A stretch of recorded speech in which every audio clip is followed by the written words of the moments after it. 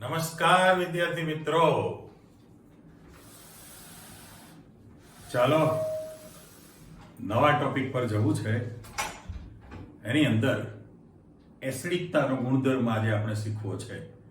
કારણ કે last time તમે કાર્બોક્સિલિક સંયોજનના ઉત્પાદન માટેની અડધો ડઝન પદ્ધતિઓ ભણી લીધેલી, અલગ અલગ પ્રકારની. અને હું કહીને ગયેલો કે આ વખતે આપણે નેક્સ્ટ ટાઈમ એસિડિકતા શીખવી છે. લાંબો ગુણધર્મ છે, પણ ધીમે ધીમે આગળ વધતા જઈએ. પણ સાથે સાથે એના ભૌતિક ગુણધર્મો પણ બાકી છે શીખવાના, અને એસિડિકતા ઉપરની ચર્ચા છે. ઓકે, ચાલો.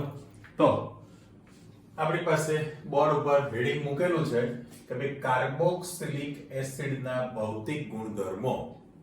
એ એમસીક્યુ માટે આપણા માટે કામનું છે, રાઈટ? એમાં સરસ મજાનો ફકરો લખેલો છે ને માત્ર મેં છૂટું પાડીને આપી દીધું છે, એટલે તમને અંદાજ આવે. 3 પાર્ટ પાડી દીધા. તમારે ચર્ચા ભૌતિક ગુણધર્મ માટે શું કરવાની? તો કે ફિઝિકલ પ્રોપર્ટી કીધી છે, ભૌતિક ગુણધર્મ. તો એમાં સૌથી પહેલું એની ભૌતિક અવસ્થા, ફિઝિકલ સ્ટેટ કેવું હોય. ત્યાર પછી ઉત્કલન બિંદુ વિશેની ચર્ચા, સરખામણી, બોઇલિંગ ટેમ્પરેચર, અને છેલ્લે છે પાણીમાં દ્રાવ્યતા, જળ દ્રાવ્યતા.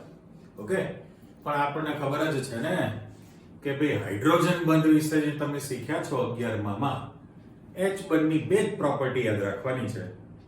પહેલું કે જે સંયોજનમાં તેમના અણુઓ વચ્ચે આંતર આણ્વીય H બંધ રચાતો હોય તો એમની વચ્ચે આંતર આણ્વીય આકર્ષણ બળ વધુ પ્રવર્તે, માટે ઉત્કલન બિંદુ ઊંચું હોય. કરેક્ટ?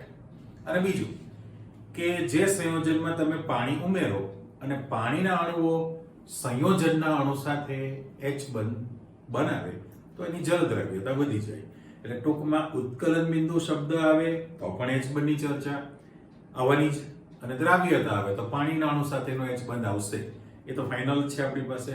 એટલે સૌથી પહેલું આપણે કહીએ છીએ કે ભૌતિક સ્થિતિ.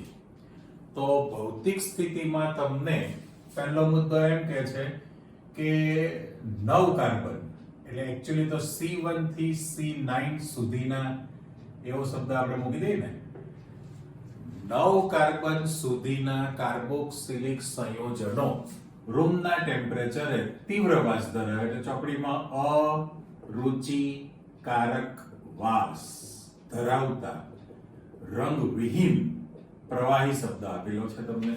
એટલે આપણે કમ્પેરિઝન કરી લો કે ભાઈ સૌથી પહેલું કે C1 થી C9 તમને કીધું છે, એમાં પર્ટિક્યુલર 9 કાર્બન સુધીના જેટલા છે એ અરુચિકારક વાસ ધરાવે, અને રંગવિહીન પાછા પ્રવાહી સ્થિતિમાં પણ છે જ તમારી પાસે.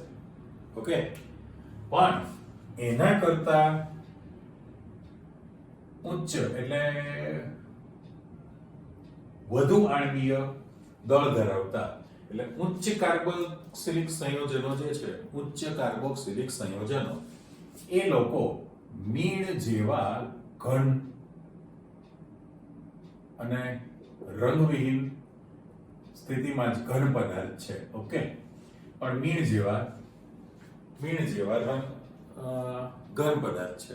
બીજું કે એ લોકોની બાષ્પશીલતા બહુ જ નીચી છે. બાષ્પશીલતા ખૂબ જ નીચી છે, અને એના કારણે આ લોકો જે છે એ જે વાસ ધરાવે છે અરુચિકારક, એ વાસ વિહીન હોય છે. કરેક્ટ?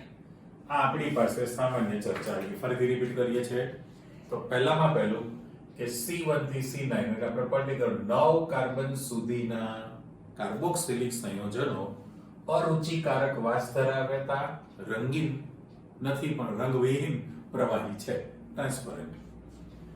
પણ ઉચ્ચ કાર્બોક્સિલિક એટલે 9 કરતા વધુ કાર્બનની સંખ્યા હોય, ઉચ્ચ આણ્વીય દળ ધરાવતા હોય તો એ મીણ જેવા ઘન પદાર્થ છે.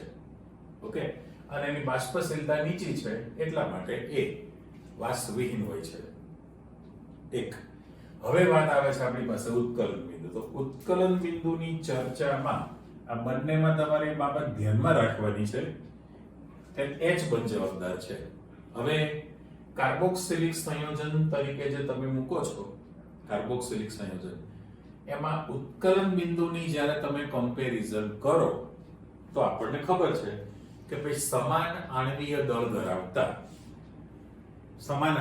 ધરાવતા આલ્ડીહાઇડ હોય, કીટોન હોય, બરાબર છે, ઈથર પણ છે, આલ્કોહોલ છે અને કાર્બોક્સિલિક છે. આપણે એની એક વખત ચર્ચા કરેલી છે, પણ પર્ટિક્યુલર તમને એવું કહેવામાં આવે છે કે વાયુ સ્થિતિમાં, એટલે વાયુ અવસ્થા એવો શબ્દ મૂકી દો, અથવા તો અપ્રોટિક, તો આપણે એપ્રોટિક લખેલું હોય પણ અપ્રોટિક દ્રાવક. હવે અપ્રોટિક કોને કહેવાય? તો કે જેમાં પ્રોટોનનો વિનિમય થઈ શકતો નથી.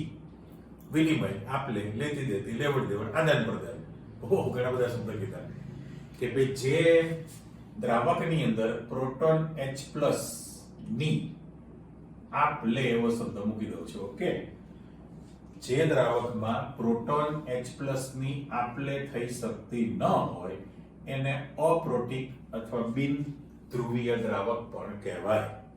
અને સ્પષ્ટતા કરી છે કે વાયુ સ્થિતિમાં પણ હોઈ શકે. ત્યારે હવે કાર્બોક્સિલિક સંયોજનને જ્યારે તમે મૂકશો તો RC ડબલ બોન્ડ O અને OH આપણે મૂકીએ છીએ, એટલે આ H ને મૂક્યું, સામે અહીંથી ઉલટો અણુ મૂકી દો એટલે કે R, C ને જરા લાઇનિંગ આપું છું, C ડબલ બોન્ડ O કરું અને O સાથે H આપણે આપી દઈએ. હવે નિયમ પ્રમાણે કેવું થવાનું છે? તો આ 2s2 2px2 બરાબર, 2py1 2pz1 બંધમાં છે. એ જ વસ્તુ જો તમારે ઇલેક્ટ્રોન મૂકવા હોય તો 2s2 2px2 2py1 2pz1 બંધમાં છે. ચલો અહીં પણ આપણે ચોકડી ડોટ વાળો જે સ્ટ્રક્ચર છે 2s2 2px2 2py1 2pz1 છે. પણ આપણને ખબર છે કે ભાઈ O' તો આ ડેલ્ટા માઇનસ ડેલ્ટા પ્લસ થવાનું જ છે, આ પણ ડેલ્ટા માઇનસ ડેલ્ટા પ્લસ થશે. એટલે પરિસ્થિતિ શું થવાની છે? તો કે આ હાઇડ્રોજન બીજા અણુના વિદ્યુત ઋણ પરમાણુના ઇલેક્ટ્રોન યુગ્મ પ્રત્યે આકર્ષાય. એ જ રીતે આ પણ આમના ઇલેક્ટ્રોન યુગ્મ પ્રત્યે આકર્ષાય. એટલે અણુઓ જે છે એકબીજા સાથે આંતર આણ્વીય H બંધથી જોડાશે. હવે આંતર આણ્વીય H બંધથી જોડાય તો આ જે અણુ બનેલો છે, આપણે જો ફરીથી આ જે ટપકા મૂકેલા છે અને ડાઈમર કહેવાય અથવા તો દ્વિ અણુ. કરેક્ટ. હવે આ બધી ચર્ચા આપણે ક્યાં શીખી લીધી છે? કરો ને યાદ. તો કે દ્રાવણ ચેપ્ટરમાં સુયોજન અને વિયોજન ભણેલા ત્યારે વન ટોપ હવે એવું વખતે કીધેલું છે કે ભાઈ બે અથવા બે કરતા વધુ અણુઓ જોડાઈને મોટા અણુ તરીકે વર્તે તો એને સુયોજન થયું કહેવાય. એટલે કાર્બોક્સિલિક સંયોજન ના બે અણુઓ એકબીજા સાથે આંતર આણ્વીય H બંધથી જોડાઈને ડાઈમર તરીકે વર્તે અથવા દ્વિ અણુ તરીકે વર્તે. પણ આ ક્યારે કીધું છે આપણને? કે વાયુ અવસ્થામાં હોય અથવા તો અપ્રોટિક દ્રાવક હોય તો એની અંદર અણુઓ કમ્પલસરી H બંધથી જોડાયેલા રહે છે. વાયુ અવસ્થામાં પણ એમનો H બંધ નાશ પામતો નથી, મીન્સ કે તૂટતો નથી. અને અપ્રોટિક તમે રાખેલું છે અપ્રોટિક, તો એમાં તો આંતરઆણ્વીય H બંધથી જોડાયેલા છે અને એના કારણે આંતરઆણ્વીય આકર્ષણ બળ વધુ પ્રવર્તે. માટે કાર્બોક્સિલિક સંયોજનનું ઉત્કલન બિંદુ સૌથી ઊંચું હોય છે. કરેક્ટ. એના માટે જવાબદાર છે આંતરઆણ્વીય H બળ છે. હવે આપણે જે કમ્પેરિઝન કરવી છે એમાં એમ કહ્યું કે ભાઈ દાખલા તરીકે RCHO એટલે આલ્ડીહાઇડ છે, પછી કીટોન લખવો તો જરા જુદી રીતે લખો, R2CO લખો એટલે એક્ચ્યુઅલી શું છે? RCO R-H, બરાબર. એટલે આલ્ડીહાઇડ અને કીટોન છે. એના પછી તમે લખશો તો આલ્કોહોલ છે અને એના પછી લખો તો આ કાર્બોક્સિલિક છે. કરેક્ટ. તો આ બંનેમાં તમને ખબર છે કે ભાઈ આલ્ડીહાઇડ અને કીટોન તો દ્વિધ્રુવીય આકર્ષણ બળથી જોડાતા હોય એટલે આંતરઆણ્વીય આકર્ષણ બળ ઓછું છે. તો સમાન આણ્વીય દળ ધરાવતા આલ્ડીહાઇડ કરતા કીટોનનું ઉત્કલન બિંદુ વધુ હોય છે. એ આપણું કમ્પેરિઝન આવી ગયેલી છે. ત્યારે આમાં અણુઓ એકબીજા સાથે આંતરઆણ્વીય H બંધથી જોડાય છે. પેલું દ્વિધ્રુવીય હતું, આમાં આંતરઆણ્વીય H બંધ બનશે પણ એક જ બને. ત્યારે કાર્બોક્સિલિકમાં તો આંતરઆણ્વીય H બંધની સંખ્યા કેટલી થઈ છે? 2 બને. અને જેના કારણે ઉત્કલન બિંદુ સૌથી વધુ રહે. એટલે અહીંયા આપણે શબ્દ મૂકી દીધો કે સમાન આણ્વીય દળ ધરાવતા, ચાલો એક શબ્દ ક્લિયર કે ભાઈ સમાન આણ્વીય દળ ધરાવતા આલ્ડીહાઇડ અને કીટોન કરતા તેમજ આલ્કોહોલ કરતા પણ કાર્બોક્સિલિક સંયોજનના ઉત્કલન બિંદુ ઊંચા હોય છે.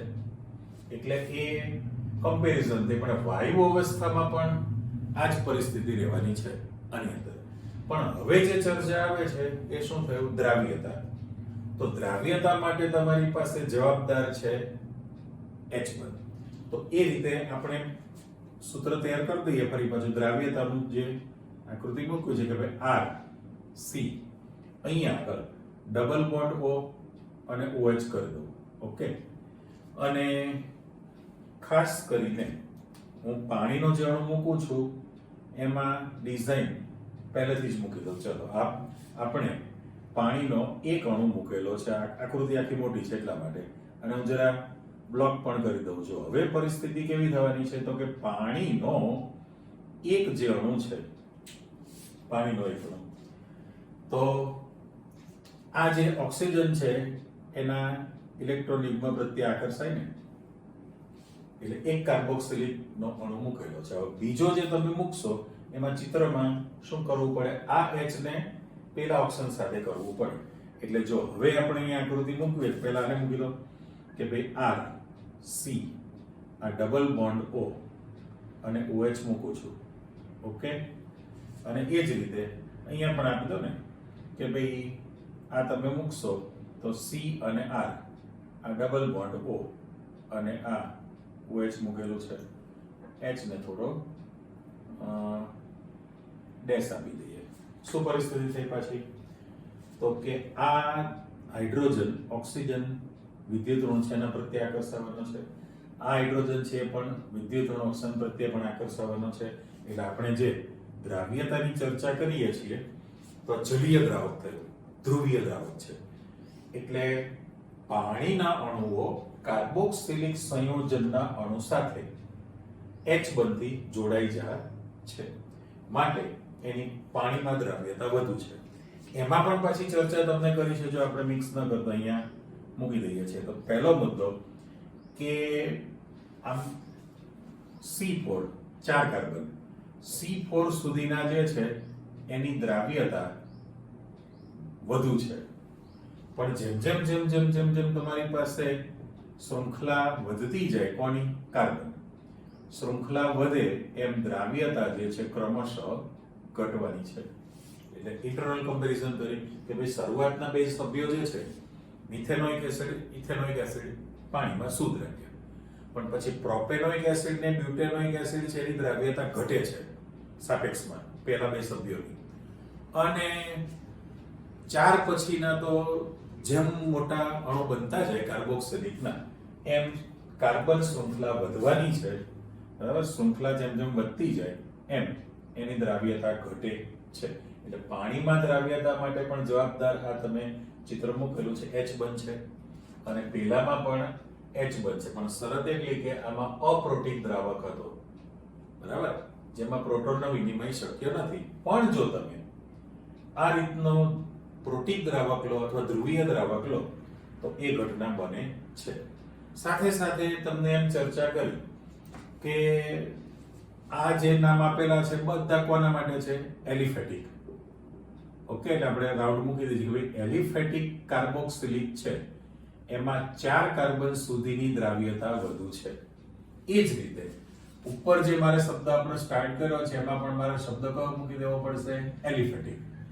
તો એલિફેટિક કાર્બોક્સિલિકમાં 9 કાર્બન સુધીની વાસ ખરાબ, ન ગમે એવી અને પ્રવાહી સ્થિતિમાં, પણ એના કરતા ઉચ્ચ આણ્વીય દળ ધરાવતા હોય એ મીણ જેવા ઘન સ્થિતિમાં છે, નીચી બાષ્પશીલતા છે, એટલે એ વાસવિહીન હોય એની અંદર.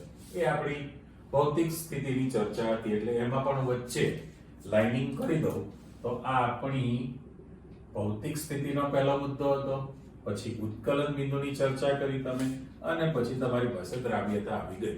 એટલે આ H બંધ જવાબદાર છે. જ્યારે આની અંદર એલિફેટિક. પણ તો સાથે સાથે એમ કહેવામાં આવે છે કે ભાઈ એરોમેટિક જે છે, હવે માની લો કે એરોમેટિક કાર્બોક્સિલિક સંયોજન, બરાબર, એરોમેટિક કાર્બોક્સિલિક સંયોજન. હવે એ તમે કોણ કહેવાના છો?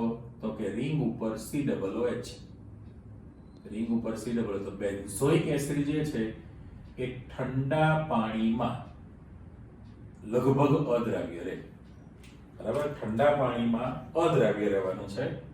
પણ જો તમે ગરમ પાણી કરશો તો એની દ્રાવ્યતા વધશે. એટલે અહીંયા સ્પષ્ટતા કરી કે ભાઈ એરોમેટિક કાર્બોક્સિલિક સંયોજન, સાદામાં સાદું પહેલું બેન્ઝોઇક એસિડ છે એ ઠંડા પાણીમાં અદ્રાવ્ય રહે, પણ ગરમ પાણીમાં પાછું દ્રાવ્ય બનશે.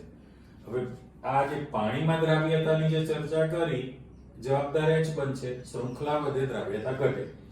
પણ પાછી એક કમ્પેરિઝન તમારી પાસે એવી છે, કયા દ્રાવકો? તો કે નીચી ધ્રુવીયતા, બરાબર, એટલે શબ્દ ઉપર મૂકી દો કે ભાઈ નીચી ધ્રુવીયતા ધરાવતા દ્રાવકો કોણ છે? તો કે ઈથર છે, બેન્ઝીન છે, CCl4 કાર્બન ટેટ્રાક્લોરાઇડ છે, બરાબર, એસિટોન છે વગેરે. તો આ બધા જ ઘટકોમાં નીચી ધ્રુવીયતા ધરાવતા દ્રાવકમાં કાર્બોક્સિલિક સંયોજનો કેવા બનવાના છે? બધા દ્રાવ્ય બની શકે. એટલે કમ્પેરિઝનમાં 4 સુધી દ્રાવ્યતા વધુ, કાર્બન શૃંખલા વધે, અણુભાર વધતો જાય. એટલે શું થાય? એમાં જે કાર્બન શૃંખલા જે છે એ હાઇડ્રોફોબિક બને, જલ વિરોધી, બરાબર, લાયોફિલિક ને લાયોફોબિક જેમ શબ્દ વાપરીએ છીએ, એટલે એવી રીતે હાઇડ્રોફોબિક શબ્દ કીધો. સાબુ ડિટર્જન્ટમાં 10માં શીખ્યા, હજુ શીખવાના જ છો તમે. તો એના કારણે દ્રાવ્યતા ઘટે, શૃંખલા મોટી બને. પણ કાર્બોક્સિલિક ઠંડા પાણીમાં દ્રાવ્ય, પછી ગરમ પાણીમાં દ્રાવ્યતા વધશે. સાથે સાથે નીચી ધ્રુવીયતા ધરાવતા દ્રાવકો, ઈથર છે, બેન્ઝીન છે, એસિટોન છે, કાર્બન ટેટ્રાક્લોરાઇડ છે વગેરે, એમાં એ લોકોની દ્રાવ્યતા વધુ હોય છે. એટલે આ તમારી પાસે સામાન્ય ભૌતિક ગુણધર્મની ચર્ચા આવી ગઈ. ચલો વધુ આગળ. હવે આપણી પાસે ખુલે છે આખું એસિડિકતા. એમાં ઘણી બધી ચર્ચા આવશે. તો સૌથી પહેલું મેં અહીં લખેલું છે કે ભાઈ કાર્બોક્સિલિક સંયોજન તમને 2 પ્રકારની પ્રક્રિયા આપશે. એમાંની જે અહીં સૂત્ર લખ્યું છે RC ડબલ બોન્ડ O અને OH છે. તો જે તમે પહેલી પ્રક્રિયાનો અભ્યાસ કરવાના છો, 2 ટાઈપની પ્રક્રિયા તમે શીખવાના કાર્બોક્સિલિકમાં, કે ભાઈ એમાં OH બંધ તૂટે. રેડી? બરાબર, જો OH બંધ તૂટે તો પ્રોટોન મુક્ત થયો કહેવાય, પ્રોટોન વિનિમય થયો. OH બંધ તૂટે તેવી પ્રક્રિયાઓનો અભ્યાસ કરવો છે. અને એના બદલે બીજી શક્યતા તમારી પાસે શું છે કે ભાઈ C-O બંધ તૂટી જાય. ઓકે, એટલે હું આને 2 નંબર આપું છું અને આને 1 નંબર આપું. રેડી? તમે 2 ટાઈપની પ્રક્રિયાનો અભ્યાસ કરવાના છો. એમાં OH બંધ તૂટે એવા પ્રકારની પ્રક્રિયા જે આપણી શરૂઆત કરી, અને C-O બંધ તૂટે એટલે OH આખો છૂટો પડવાનો છે એવી પ્રક્રિયા. 2 અને બોલી જ નાખું. ત્રીજી જે છે COOH સમૂહ આખો જ પ્રક્રિયામાં ભાગ લે, ક્રિયાશીલ સમૂહ. 3 ટાઈપની પ્રક્રિયા શીખો એટલે તમારું કામ પૂરું થયું. હવે અહીંયા આપણે હેડિંગ આપેલું છે કે ભાઈ એસિડિક પ્રબળતાની ચર્ચા કરવી છે. એસિડિક પ્રબળતા. તો આપણી પાસે 2 વસ્તુ છે કે ભાઈ કાર્બોનિલ સમૂહ ધરાવતું જે છે કાર્બોનિલ સમૂહ, બરાબર, તો કાર્બોનિલ સમૂહ અને OH છે. તો OH ની હાજરી હોય તો જ H+ છૂટો પડે ને. તો પહેલામાં પહેલું કે ROH જે આલ્કોહોલ સંયોજનો છે, તો આલ્કોહોલ સંયોજનોની જેમ જ કાર્બોક્સિલિક સંયોજનો પ્રબળ વિદ્યુત ધન ધાતુ સાથે પ્રક્રિયા આપે. જો આને પેલી મૂકી દે, પ્રબળ વિદ્યુત ધન ધાતુ સાથે પ્રક્રિયા આપે અને તમને H2 ગેસ મુક્ત કરશે. 1, કારણ કે આલ્કોહોલમાં H તમારે છૂટો પાડો છે, OH બંધ તોડવો છે. એ જ રીતે હું ફિનોલ લખી નાખું, AROH લખી નાખું. તો AROH જે છે એ તમને કેવી પ્રક્રિયા આપશે? તો કે બેઝ સાથે પ્રક્રિયા આપીને તમને શું આપવાનો છે? ક્ષાર આપે છે. બેઝ સાથે પ્રક્રિયા આપીને ક્ષાર આપે. પણ ત્યાં પણ થોડી સ્પષ્ટતા આપણે કરી દઈએ કે ભાઈ આ જે ફિનોલ છે એ માત્ર કોની સાથે પ્રક્રિયા આપશે? પ્રબળ બેઝ સાથે પ્રક્રિયા આપે છે. પ્રબળ બેઝ સાથે પ્રક્રિયા આપીને તમને ક્ષાર આપે, પણ એ લોકો એટલે ફિનોલ નિર્બળ બેઝ સાથે પ્રક્રિયા આપી શકતું હોતું નથી. ફિનોલ જે છે એ નિર્બળ બેઝ સાથે પ્રક્રિયા ન આપે હતું ને કારણે આપણે યાદ કરી લો કે ભાઈ ફિનોલ NaOH સાથે તટસ્થીકરણની પ્રક્રિયા આપે ક્ષાર ને પાણી. એનો એસિડિક ગુણ આપણે સાબિત કર્યો હતો ક્યારે? 11મા ચેપ્ટરમાં. ત્યારે નિર્બળ બેઝ કયા હતા? Sodium carbonate Na2CO3, sodium bicarbonate અથવા સોડિયમ હાઇડ્રોજન કાર્બોનેટ છે, નિર્બળ બેઝ છે, તો એની સાથે પ્રક્રિયા આપતું નથી. ત્યારે કાર્બોક્સિલિક સંયોજન જે છે એ નિર્બળ બેઝ સાથે પણ પ્રક્રિયા આપી શકે છે. એટલે આપણે એક જનરલ સૂત્ર પહેલા આપી દઈએ કે RCOOH આ કાર્બોક્સિલિક સંયોજન છે. જો તમે એની સોડિયમ ધાતુ સાથે પ્રક્રિયા કરશો, એટલે જેમ આલ્કોહોલ સંયોજનો તમને જે રીતે આમાં હું ખાસ H ને પેટી કરી દઉં છું, તમારે બંનેમાં આલ્કોહોલમાં પણ OH બંધ તોડવો છે અને આમાં પણ OH બંધ તોડવાના છે બંધની અંદર. એટલે આ જે કાર્બોક્સિલિક સંયોજન છે સોડિયમ ધાતુ સાથે પ્રક્રિયા કરે તો તમારી પાસે RCOO- અને Na+ જોડાઈ જાય અને પ્લસ તમારી પાસે H2 ગેસ બને. આના પર પ્લસ મૂકી દો. હવે તમારે ખાસ જે કાર્બોક્સિલિક સંયોજન છે એનું પોતાનું ઇન્ડિવિડ્યુઅલ જો આયનીકરણ કરો તો કાર્બોક્સિલેટ આયન આપણે લખેલો છે RCOO- છે. પણ સંતુલન જ્યારે તમે કરો, સંતુલન માટે તો અહીં તમે જુઓ કે ભાઈ હાઇડ્રોજનની સંખ્યા કેટલી છે? 2. H2 ગેસ ઉત્પન્ન કરે તો મારે અહીં હાઇડ્રોજન એક જ એટલે 2 વડે ગુણવા પડે. તો RCOO ની કિંમત 2 થી એટલે 2 વડે ગુણવા પડે. તો અહીંયા સોડિયમની કિંમત 2 થઈ તો પણ 2 વડે ગુણવા પડે. એટલે જે બનશે તમારી પાસે આલ્કોહોલ સંયોજનોની જેમ જ કાર્બોક્સિલિક સંયોજન પ્રબળ વિદ્યુત ધન ધાતુ સાથે એટલે સોડિયમ મેગ્નેશિયમ બરાબર એની સાથે પ્રક્રિયા કરે અને H2 ગેસ તમને આપી શકે. ચલો એટલે એ કમ્પેરિઝન થઈ. પણ હવે વાત કેવી આવે છે કે ભાઈ આપણે છગડીયો કૌંસ આપી દો કે ભાઈ RCOOH છે, ઓકે, એની તમે નિર્બળ બેઝ Na2CO3 સાથે પ્રક્રિયા આપો અને બીજું સમીકરણ RCOOH છે એની તમે NaHCO3 સાથે પ્રક્રિયા આપો તો પરિસ્થિતિ તમારી પાસે કેવી થવાની છે? આની અંદર જો તમારે તો OH બંધ તોડવો જ છે એટલે શું કરવાના? OH બંધ તૂટે, અહીં પણ OH બંધ તૂટે, પણ અહીંયા આગળ આ 2H ને એક ઓક્સિજન કાઢીને આપી દો એટલે તમારે જે ઉપર નિપજ બની છે એ તો મારે અહીંયા RCOO એને મૂકવાનું જ છે. અલગ દેખાય એટલા માટે હું નિશાની માઈનસ અને પ્લસ બ્લેક પેનથી કરી દઉં. ઓકે, RCOO Na+ બની ગયું અને પ્લસ વધારાની નિપજમાં તમારી પાસે H2O બને અને CO2 કાર્બન ડાયોક્સાઇડ વાયુ છૂટો પડે, રાઈટ?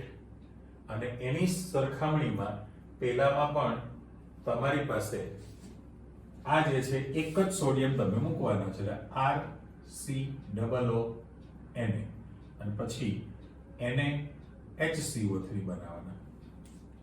આ જે છે એમાં Na2CO3 સોડિયમ કાર્બોનેટ છે તો NaHCO3 સોડિયમ બાયકાર્બોનેટ બનાવવાના તમે.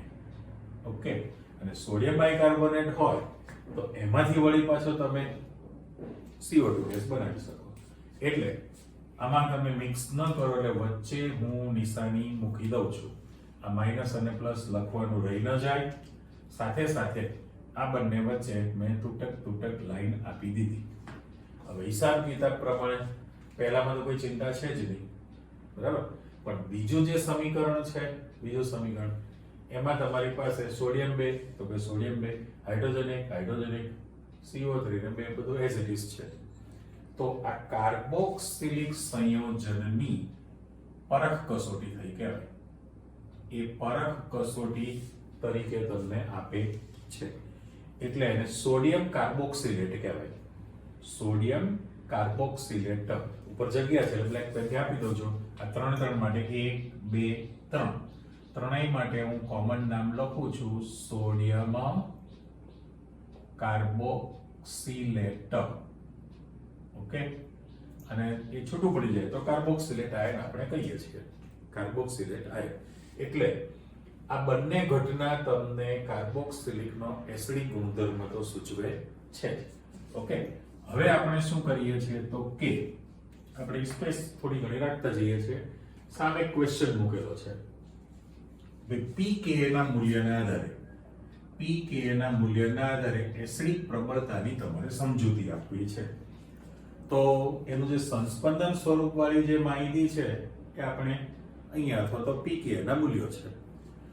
ધારો કે મારે સમીકરણ મૂકવું છે કે તમારી પાસે જનરલ સમીકરણ કે કાર્બોક્સિલિક સંયોજન છે RCOH, એ જો પાણી સાથે પ્રક્રિયા કરે તો પ્રોટોન વિનિમયની પ્રક્રિયા થવાની છે. પ્રોટોન વિનિમયની પ્રક્રિયા થશે એટલે આ અને પ્રોટોન H+ નું દાન કરી દે તો તમારી પાસે જે સભ્ય બનવાનું એ RCOO- બરાબર કાર્બોક્સિલેટ આયન અને વત્તા H3O+ હાઇડ્રોનિયમ આયન બને. અત્યારે આપણે પહેલા સૂત્ર સુધી જવું છે એટલે કાર્બોક્સિલિક સંયોજન પાણી સાથે સંયોજાય, પ્રોટોન વિનિમયની પ્રક્રિયા કરે, કાર્બોક્સિલેટ આયન બને, હાઇડ્રોનિયમ આયન બની જશે. ઓકે, હવે આ જે સમીકરણ છે એના માટે ખાલી એટલું લખ્યું ઉપરોક્ત સંતુલિત, બસ ઉપરોક્ત સંતુલિત પ્રક્રિયાનો સંતુલન અચળાંક લખવો હોય તો Keq લખવાશે. EQ એટલે ઇક્વિલિબ્રિયમ કોન્સ્ટન્ટ થયો તો Keq ઓરિજિનલ લખી નાખો તો તમારી પાસે RCOO- છે. નીપજો ઉપર, પ્રક્રિયકો નીચે, અને નીચે આ RCOOH અને ઇન્ટુ H2O લખવાના છે. ભાઈ 11મું ધોરણ તમારું. પણ Keq સાથે H2O ને ગુણકમાં લઈ લો. Keq ઇન્ટુ H2O ની સાંદ્રતાને લઈ લો તો RCOO- અને અહીંયા આગળ H3O+ છેદમાં RCOOH તમારી પાસે છે.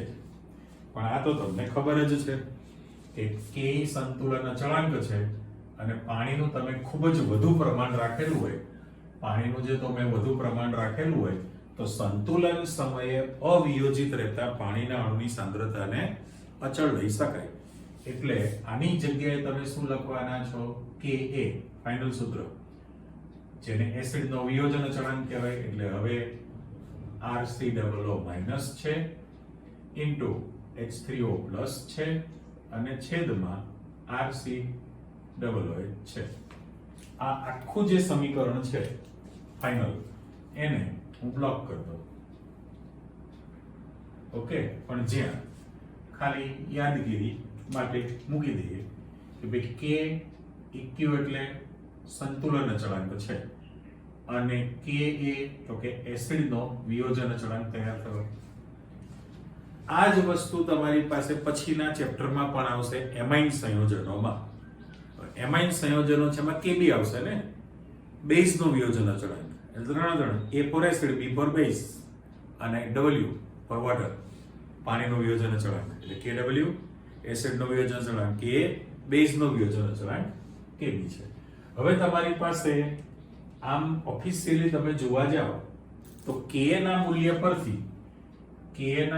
પરથી તમે એસિડિક પ્રબળતા જાણી શકો છો. એટલે મેં ટિક માર્ક કર્યું. ઓકે, એટલા માટે પહેલા આને તમે ક્લિયર કરતા જાઓ. હું જે પહેલું સમીકરણ મૂકેલું છે, પહેલું સમીકરણ એને બ્લોક કરી દઉં. જો આ તમારું પાણી સાથેની વિયોજન પ્રક્રિયા કે ભાઈ કાર્બોક્સિલિક સંયોજન પાણી સાથે વિયોજનની પ્રક્રિયા આ પ્રકારની આપશે. હવે કોઈ પણ એસિડિક પ્રબળતા ક્યારે કહેવાય? બરાબર, તો કે ઝડપથી H+ મુક્ત કરે, H+ અથવા H3O+, જેને આપણે એસિડિક પ્રબળતાનો ગુણધર્મ કહીએ છીએ. હવે અહીંયા H3O+ મુક્ત થવું છે એનો અર્થ એમ કે આ પ્રક્રિયાને પૂર્વગામી દિશામાં થવી છે. એ ક્યારે શક્ય બને? તો તમારી પાસે લેસ એટેલિયર બાયની થિયરી યાદ કરો. તમને એમ કહે છે કે ભાઈ સમજો k નું મૂલ્ય જેમ વધુ હોય, k નું મૂલ્ય જેમ વધુ હોય, આ કિંમત વધે તો એનો અર્થ એમ કે પ્રક્રિયા પુરોગામી દિશામાં થશે. પુરોગામી દિશામાં થવું છે એટલે અંશની કિંમત મોટી બની. ઉલટું જાવ, ચલો ફરીથી બોલો. k નું મૂલ્ય ક્યારે વધે? તો કે અંશના આંકડા મોટા હોય તો. અચ્છા, એ વધવું છે એટલે તમારી પાસે આ પ્રોડક્ટ વધવી જોઈએ. ક્યારે વધે? તો કે પુરોગામી પ્રક્રિયા થાય તો એસિડિક પ્રબળતા વધી ગઈ. એટલે k નું મૂલ્ય વધુ હોય, જો k નું મૂલ્ય તમારી પાસે વધુ હોય તો એસિડિક પ્રબળતા પણ વધુ હશે. સામસામે એરો આપી દીધો. k નું મૂલ્ય વધુ તો એસિડિક પ્રબળતા પણ વધુ છે. પણ હાલના સંજોગોમાં, એટલે હાલમાં તમે એસિડિક પ્રબળતા નક્કી કરવા માટે pk ના મૂલ્યને ધ્યાનમાં રાખશો. તો pk બરાબર તમારું સૂત્ર -log k છે ને, -log k. ચલો આને બ્લોક કરી દો, તમારું ફાઇનલ સૂત્ર. પણ હું બરાબર કરી લખવાની જગ્યાએ તો માઈનસ કાઢી નાખું તો log 1/k ના થયું કેવાય? log 1/k તમે લખેલું છે. હવે ઉલટા સુલી દેખો ને વ્યસ્ત સંબંધ છે કે ભાઈ k નું મૂલ્ય જો વધુ હોય તો એસિડિક પ્રબળતા વધુ છે ને, બરાબર? તો તમારી પાસે ઉલટું કરવું પડે કે k નું મૂલ્ય જો તમારી પાસે આના પ્રમાણે એ વ્યસ્ત છે, ચલો ખાલી આટલું જ મૂકી દઉં. log 1/k આપણે કરેલું છે. તો મારે આ જે pk નું મૂલ્ય છે, હવે અહીંથી એરો પાડું છું કે pk નું મૂલ્ય જેમ તમારી પાસે ઓછું હોય, pk નું મૂલ્ય જેમ તમારી પાસે ઓછું હોય એમ એસિડિક પ્રબળતા વધુ હોવાની. એટલે ઉલટા સુલટી છે. કયા આંકડા છે એ તમારે ધ્યાનમાં રાખવું પડે. આ તો તમને ક્લિયર થઈ ગયું કે k નું મૂલ્ય વધે છે એટલે પુરોગામી પ્રક્રિયાનો વેગ વધે, વધુ દ્રાવણમાં H3O+ મુક્ત થાય, એસિડિકતા વધવાની છે. k નું મૂલ્ય વધુ તો એસિડિક પ્રબળતા પણ વધુ છે. ઓકે, પણ આપણે આ સંબંધ જાણીએ છીએ તો આને આ પ્રકારે લખેલું છે. તો આ કિંમત વધે, k નું મૂલ્ય વધે તો pk નું મૂલ્ય શું થશે? ઘટે. એટલે જેમ pk નું મૂલ્ય ઓછું હોય એમ એસિડિક પ્રબળતા તમારી પાસે વધુ હોય છે. એટલે એસિડિક પ્રબળતા ટિક માર્ક કરી દીધી, એનો સીધો સંબંધ તૈયાર કરેલો કહેવાય. એટલે હવે અહીંયા કમ્પેરિઝન કરીએ આપણે કે ભાઈ pk ના મૂલ્ય પરથી તમારે માહિતી આપવી છે.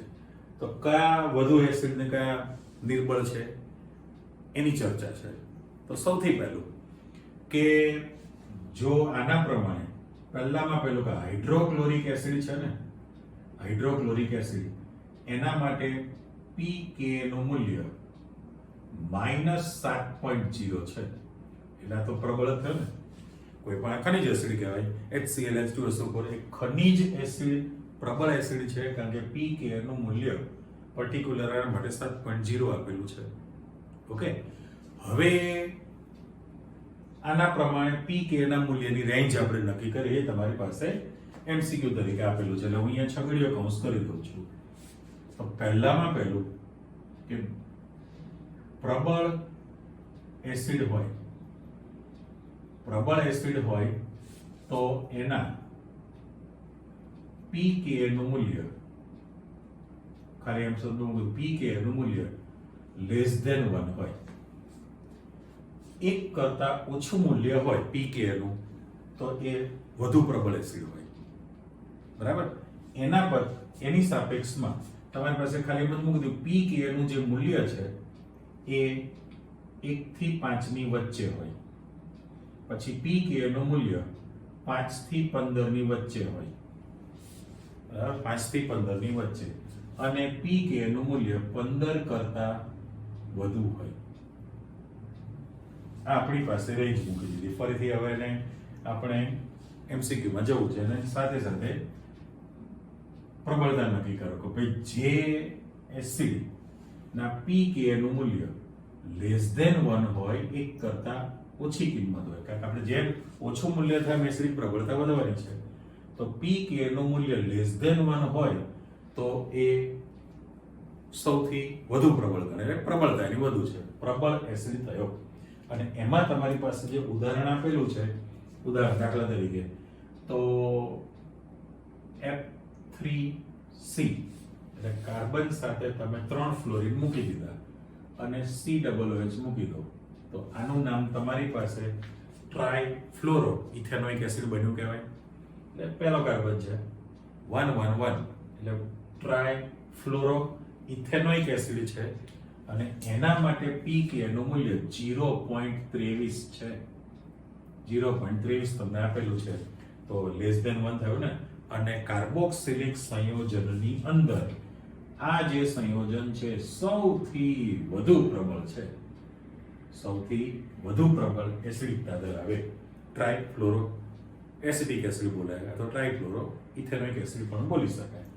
ત્યારે એની સાપેક્ષમાં pK નું મૂલ્ય જે છે ખરેખર ડેશ મૂકી દઉં છું, 1 થી 5 ની વચ્ચે હોય, 1 થી 5 ની વચ્ચે હોય તો એની જે છે ઓછો પ્રબળ એસિડ શબ્દ કીધો છે આપણે, ઓછો પ્રબળ એસિડ. અને જો તમારી પાસે pK નું મૂલ્ય 5 થી 15 ની વચ્ચે હોય, 5 થી 15 ની વચ્ચે, તો એ તમારી પાસે નિર્બળ એસિડ છે. અને pK નું મૂલ્ય 15 કરતા વધુ હોય તો એ અતિ નિર્બળ છે, અતિ નિર્બળ એસિડ છે. આ આપણી પાસે MCQ માટે આવી ગયું. હવે આ ઓછો પ્રબળ એસિડ કીધો છે, રાઈટ. એના પછી આને નિર્બળ એસિડ કીધો છે અને આ અતિ નિર્બળ એસિડ કીધો. 4 રેન્જ તમારી પાસે આવી ગઈ. એટલે હજુ ફરીથી બોલું છું કે ભાઈ pK નું મૂલ્ય 1 કરતા ઓછું હોય તો એની પ્રબળતા વધુ હોય, પ્રબળ એસિડ ગણાય. પણ 1 થી 5 ની વચ્ચે હોય તો એ ઓછો પ્રબળ હોય, એટલે પ્રબળતા ઘટી કહેવાય, બરાબર. અને 5 થી 15 હોય એટલે pK નું મૂલ્ય વધતું ગયું છે તો નિર્બળ એસિડની ગણતરીમાં આવે. અને 15 કરતા વધુ મૂલ્ય જો ધરાવતું હોય તો એ અતિ નિર્બળ એસિડ બની જાય આની અંદર. તો તમારી પાસે કમ્પેરિઝનમાં આપેલું છે, આપણે જેમ આલ્કોહોલ અને ફિનોલ બંનેને એસિડિક તો કહીએ છીએ ને, આલ્કોહોલ અને ફિનોલ બંને એસિડિક છે. પણ જો હું અહીંયા આગળ ROH એટલે આલ્કોહોલ લખું છું અને EROH લખું તો ફિનોલ છે ને, સંજ્ઞા જ આપણે વાપરેલી છે. અને તમે 11મા પ્રકરણમાં શીખી લીધેલું છે કે ભાઈ આલ્કોહોલ કરતા ફિનોલ વધુ એસિડિક છે ને, આલ્કોહોલ કરતા ફિનોલ વધુ એસિડિક છે, રાઈટ. આપણે આ ખાલી કમ્પેરિઝન કરી છે, તો એનું રીઝન એટલા માટે જો વધુ પ્રબળ હોય તો K નું મૂલ્ય એટલે pK નું મૂલ્ય લખી રાખીએ અહીંયા આગળ કે ભાઈ pK નું મૂલ્ય આ કેવું થવું જોઈએ, વધુ થવું જોઈએ. તો ROH આલ્કોહોલ માટે લગભગ રેન્જ બધી 16 ની આસપાસ હોય છે, 16 ની આસપાસ છે. અને આ જે છે એના મૂલ્યો લગભગ 10 ની આસપાસ રહેતા હોય આની અંદર, રાઈટ. એટલે આલ્કોહોલ કરતા ફિનોલ વધુ એસિડિક છે. આને હું બ્લોક કરી દઉં, રાઈટ. એક કિંમત આવી ગઈ. હવે એવી રીતે તમારી પાસે CH3COOH એસિડિક એસિડ હોય અને બેન્ઝોઇક એસિડ હોય તો એની પણ કમ્પેરિઝન તમે કરી શકો, બરાબર. તો બેન્ઝોઇક એસિડ જે છે, બેન્ઝોઇક એસિડ એનો આંકડો અને એસિડિક એસિડ છે તો એનો આંકડો. હવે કે દરેકની જન્મ તારીખ આપણને યાદ નથી રહેવાની, દરેકની જન્મ તારીખ યાદ ન રહે, દરેકના pK ના મૂલ્યો જુદા જુદા માપેલા હોય, પણ આપણે તો ખાલી એક જનરલ રેન્જ તમારી પાસે આવી ગઈ કે ભાઈ પ્રબળ એસિડ માટે 1 કરતા ઓછું અને 1 થી 5 ની વચ્ચે રહે તો ઓછો પ્રબળ એસિડ છે. 5 થી 15 ની વચ્ચેનો આંકડો રહેતો હોય તો નિર્બળ એસિડ થયો. અને જેના માટે 15 કરતા વધુ આંકડો રહેવાનો હોય, 15 કરતા કિંમતો વધતી જાય તો એ તમારો કેવો એસિડ બની ગયો, અતિ નિર્બળ એસિડ બને. એટલે આમ ઓફિશિયલી K નું મૂલ્ય જો તમારી પાસે વધે તો એસિડિક પ્રબળતા વધે. પણ આ હાલના સંજોગોમાં આપણે શેના પર માહિતી આપી છે, બધી pK ના મૂલ્ય પ્રમાણે. કારણ કે K ખૂબ જ દાખલા ગણ્યા હતા તમે 11મા ધોરણમાં સંતુલન ચેપ્ટરમાં, તો કે ના મૂલ્યના પાવર કેવા હતા 10⁻² ના માઇનસમાં, એ અતિ નાનું મૂલ્ય થાય. એની સાપેક્ષમાં આ જે આંકડા છે તમારી પાસે રેન્જ વધતી ગઈ, મોટી કિંમત થઈ, એટલે એને ધ્યાનમાં રાખવામાં આવે.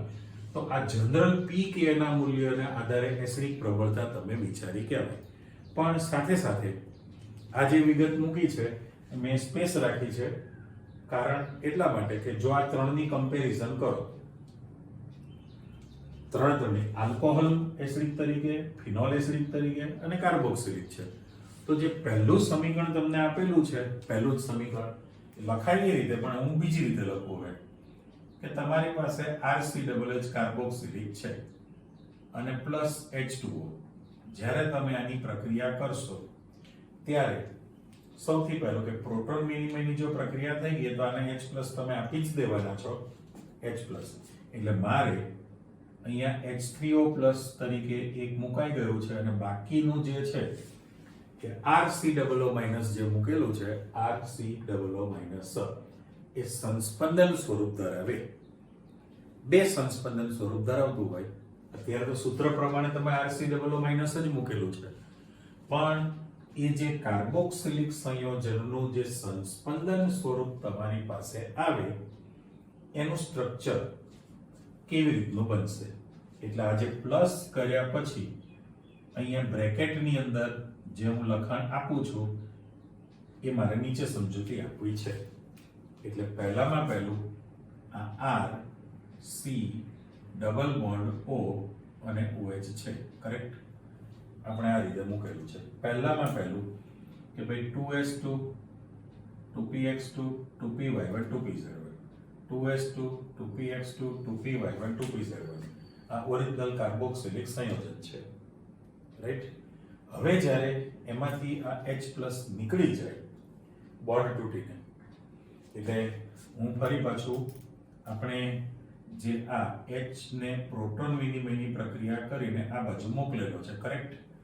એટલે H ને હું બોન્ડ તોડી જ નાખું છું આપણી કમ્પેરિઝનમાં. એટલે હું ફરીવાર H3O+ લખતો નથી, જે આવી ગયો. પણ હવે પરિસ્થિતિ કેવી થવાની છે તો કે જ્યારે દ્વિબંધનું ઇલેક્ટ્રોન યુગ્મ અહીંયા ખસે, જો ત્યાં ખસે તો વચ્ચે હું સંસ્પંદન બંધારણ માટે આપણો જે સામસામીનો એરો મૂકી દઉં. તો R C અહીંયા સિંગલ બોન્ડ અને O થયું. હવે બે કલરનો ઉપયોગ કરો કે ભાઈ ગ્રીન કલરના જે ઇલેક્ટ્રોન યુગ્મ હતા એ તમારા કયા છે? Original 2s2 2px2. પણ પછી જે શિફ્ટ થયા આ દ્વિબંધનું ઇલેક્ટ્રોન યુગ્મ જો અહીંયા ખસી જાય, દ્વિબંધનું ઇલેક્ટ્રોન યુગ્મ, તો ઓક્સિજન પરમાણુ પર ઋણ વીજભાર આવી જશે, રાઈટ? ઓક્સિજન પર ઋણ વીજભાર તૈયાર થયેલો કહેવાય. અને એની સાપેક્ષમાં આ જે અત્યારે જો તમે ચિત્ર મૂકી રાખો કે ભાઈ આ ઓક્સિજન છે, આ પ્રકારનું તૈયાર થયું કહેવાય, બરાબર? પણ એમાં H+ નીકળી ગયા પછીની વાત છે. H+ જતો રહે તો બંધનું ઇલેક્ટ્રોન યુગ્મ ઓક્સિજન પાસે છે જ. બંધનું ઇલેક્ટ્રોન યુગ્મ કોની પાસે છે? ઓક્સિજન પાસે છે. એટલે મારે આ જે સ્ટ્રક્ચર હતું એમાંથી H+ નીકળી ગયેલો છે, એટલે હવે એને કેન્સલ કરું છું. જો એને કેન્સલ કરવામાં આવે તો તમારી પાસે બંધનું ઇલેક્ટ્રોન યુગ્મ આની પાસે છે, બરાબર? એટલે આના પર ઋણ વીજભાર હોવાનો છે, રાઈટ? પણ જો આ ઇલેક્ટ્રોન યુગ્મ અહીંયા ખસે અને આનું જે ઇલેક્ટ્રોન યુગ્મ છે તમે અહીંયા લઈ લો, ગમે તે ચલો રાઉન્ડ આપી દો, તો પરિસ્થિતિ કેવી થવાની છે? આ ખસીને ત્યાં ગયો એટલે ત્યાં ઋણ વીજભાર થઈ ગયેલો કહેવાશે. અને અહીંયા આગળ જો ઇલેક્ટ્રોન યુગ્મ આવી જાય તો અહીં ડબલ બોન્ડ થઈ જશે કાર્બન સાથે, કાર્બન સાથેનો આ ડબલ બોન્ડ તૈયાર થયો. અને હવે એની પાસે ઇલેક્ટ્રોનની જે પેર છે એ 2s2 હતી અને આ જે તમારી પાસે ગ્રીન કલરનું હતું એ એક પેર તમારી પાસે રહી છે, બરાબર? તો તમે ચિત્ર જુઓ, બે સરખું દેખાય છે ને? પહેલા મેં ઓરિજિનલ મૂકેલું પછી મેં O' વાળો કટ કરી નાખ્યો. એટલે તમારી પાસે જે RCOO- બને છે, RC=- એટલે એ સ્ટ્રક્ચર નીચે જે આપણે મૂકેલું છે અત્યારે આ રીતે લખી દઉં RC=. પણ એનું જે સંસ્પંદન સ્વરૂપ તમે કરશો એ આ પ્રકારનું, કારણ કે આના પર માઇનસ છે, બરાબર. આનું ઓરિજિનલ ચિત્ર માઇનસ હતું, પણ પછી આ દ્વિબંધનો ઇલેક્ટ્રોન યુગ્મ આ બાજુ જશે, તો આ ઇલેક્ટ્રોન યુગ્મ ત્યાં આવશે, એટલે અહીંયા તટસ્થતા થઈ ગઈ, સામે ઋણ વીજભાર તરફ. આવું સતત ચાલતું રહે અને એના કારણે આના બરાબર કરીને જો આપણે ફાઇનલ સ્ટ્રક્ચર મૂકવું હોય તો RC સિંગલ બોન્ડ O એક બંધ પરમેનન્ટ રહે છે, અને ક્યારેક દ્વિબંધ આની વચ્ચે હશે, ક્યારેક દ્વિબંધ આની વચ્ચે હશે, એટલે તમારી પાસે જે નેગેટિવ ચાર્જ મૂકેલો છે એ બંનેની વચ્ચે મૂકવામાં આવે. આ એનું સંસ્પંદન સ્વરૂપ તૈયાર થયેલું કહેવાય. એટલે કાર્બોક્સિલિક સંયોજનમાં એ તો આપણે નેક્સ્ટ ચર્ચા કરવાના છીએ, પણ મારે એવું કહી શકાય કે કાર્બોક્સિલિક સંયોજનમાં વિદ્યુત ઋણ ઓક્સિજન પરમાણુ, જેની વિદ્યુત ઋણતા બધું છે ને, વિદ્યુત ઋણ ઓક્સિજન પરમાણુ પર જ ઋણ વીજભાર છે તમારી પાસે, વીજ ઘનતા એની પર વધી શકે છે, અને એના કારણે એસિડિક પ્રબળતા વધે, પ્રોટોન દાતા બની જાય, સહેલાઈથી પ્રોટોનનું દાન કરી શકે.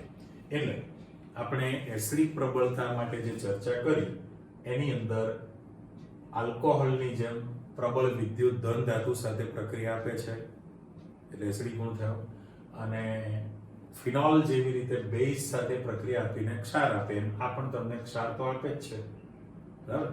પણ એમાં શરત શું થાય છે કે ભાઈ તમારી પાસે એ પેલું માત્ર પ્રબળ બેઝ સાથે પ્રક્રિયા આપે, ફિનોલ NaOH સાથે, પણ નિર્બળ બેઝ સાથે આપતું નથી. એ બાબતે જુદું પડ્યું કે કાર્બોક્સિલિક જે સંયોજન છે એ તમારી પાસે પ્રક્રિયા કરીને શું કરશે, ક્ષાર આપે, CO2 ગેસ ઉત્પન્ન કરે, પણ એ કાર્બોક્સિલિકની પરખ કસોટી છે. અને સામાન્ય પાણી સાથે સંયોજાઈને વિયોજન પ્રક્રિયા આપતું જાય, pK ના મૂલ્ય પરથી તમે વર્ગીકરણ કરી શકો, બરાબર. પણ આપણે જે કમ્પેરિઝન કરવાના છીએ હવે આપણે એ આલ્કોહોલ, ફિનોલ, કાર્બોક્સિલિક, અને કાર્બોક્સિલિકમાં અંદરના બધા જ અલગ અલગ પ્રકારના પરમાણુ હોય, ક્રિયાશીલ સમૂહ હોય, તો શેના પર આધાર રાખે એવી ચર્ચા તમારી પાસે આવતી જશે. ઓકે, એ નેક્સ્ટમાં ફરી પાછું આપણે એવું ભણીશું, બરાબર. ઓકે, આવજો, બાય.